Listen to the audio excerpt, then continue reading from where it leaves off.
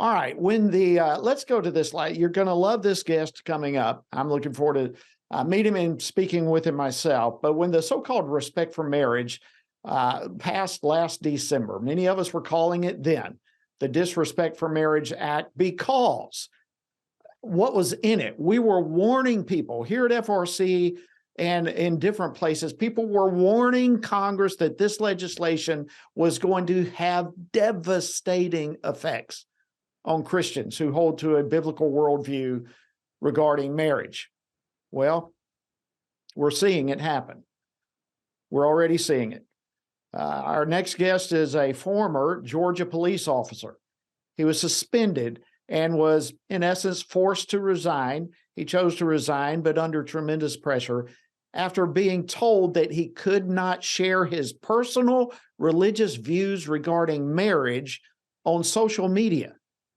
That's right. Earlier this month, Officer Jacob Kersey posted on his personal Facebook account, "God designed marriage. Marriage refers to Christ and the church. That's why there's no such thing as homosexual marriage." That's what he posted. And what happened after is just what we were warning people so much was going to happen. That's really what it was. Now we have a redefinition of marriage that's been codified into federal law. And now joining me is former police officer Jacob Kersey to share his story. Jacob, welcome to Washington Watch. We're honored to have you with us. Well, I really appreciate the opportunity to come on and speak with you. Well, we saw your post, basically a paraphrase from Ephesians 5, what the Apostle Paul had to say about marriage. You put that on your Facebook page. Tell us what happened after that. Yeah, well, after I posted that, I received a call from my supervisor telling me I would need to remove it, stating that someone had complained. I told him I wouldn't remove it. And so, long story short, I came in, had a meeting. I was led to believe I was being fired originally. They told me to turn in everything that belonged to the city. So I had a long, restless night, trying to figure out if I really wanted to lose my dream job over this. I go in, tell them I will not remove it, and I was told I was being placed on administrative leave. And then a week later, when they brought me back, they told me that I could come back to work, but they're creating a new department policy that says that if someone somewhere is offended by anything else that I say from here on out, that I could be fired for it. And I did not believe that my department had my back, and I didn't really want to go back and play that game and just wait to be fired, because I know it would happen at some point. And I just didn't think it wise with as dangerous of a job as law enforcement is. Well, Jacob, in reading your story and how it's come out on some news outlets, one of the things that struck me was not just the story itself and what you have experienced, what you've gone through, but the attitude of your superiors towards the scripture itself. They literally, in essence, said that referring to the scripture was the same as using the worst kinds of racial slurs. Tell us a little bit about that. Right. Well, yeah, I was told that the post that you all seen at the beginning of this segment was the same thing as using the N-word or saying F all those homosexuals. That's what my chief told me, at least. And the leadership at that police department claims to be Christian. But I don't understand why they would say that an outspoken Christian is the same thing as a racist.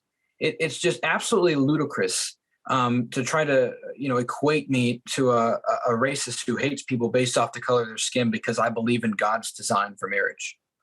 Absolutely. And Jacob, just for our viewers and our listening audience, how old are you? I'm 19. Remarkable. I mean, here a 19-year-old man standing up, literally possessing a solid biblical worldview, embracing that, understanding it's under attack, and unwilling to let go of it, even if the consequences meant tremendous personal loss and sacrifice. So why was it so important to you not to back down? Why was it so important not to delete that post? There's so many young people today who are influenced more by TikTok or YouTube or social media or their friends about what to believe about the world and how it works than what Scripture teaches. And my heart is just to really have a firm foundation in Scripture, and to share that with other young Christians and young believers. We really, really have to understand that this isn't all just a big political game. This is a spiritual battle that's going on right now. And Satan wants to dominate in every area of life. He wants to dominate in entertainment. He wants to dominate in sports. He wants to dominate in your home. He wants to dominate in your church. He wants to dominate our military and our law enforcement. And he wants to dominate our hearts. And if we, back down, the old adage is you give the enemy an inch, he's going to take a mile. If we give Satan any wiggle room at all, he's going to step in and he's going to dominate. And Christ is king. And if we're believers and we really believe that, then we should be fighting for his comprehensive rule over all, especially over our hearts. And we should stand for him and his word. Well, Jacob, I'm reminded listening to you of Psalm 31, verses 19 and 20, where it says how great is the goodness of God that he has prepared for those who fear him, and that he has stored up for those who trust him in the presence of the sons of men.